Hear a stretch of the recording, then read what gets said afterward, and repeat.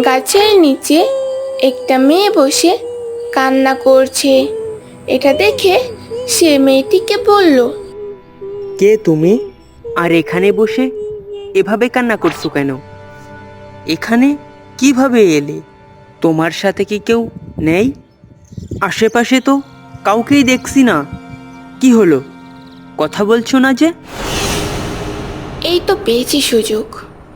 এই সুযোগটাকেই তো আমার কাজে লাগাতে হবে। একে কিছুই বুঝতে দেওয়া যাবে না। যেভাবেই হোক এই ছেলেকে ভুলিয়ে ভালিয়ে বশ করতে হবে।